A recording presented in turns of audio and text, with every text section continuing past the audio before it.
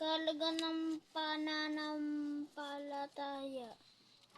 Ang pananampalataya ay ang paniniwala at kaugnayan natin sa Diyos.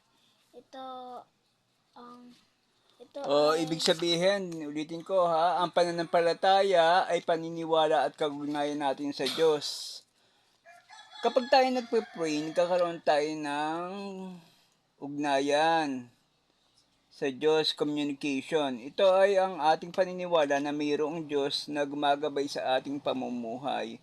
Kung wala tayong Diyos, wala tayong buhay. Kasi siya ang nagbibigay ng makakain natin sa araw-araw, pamasahe.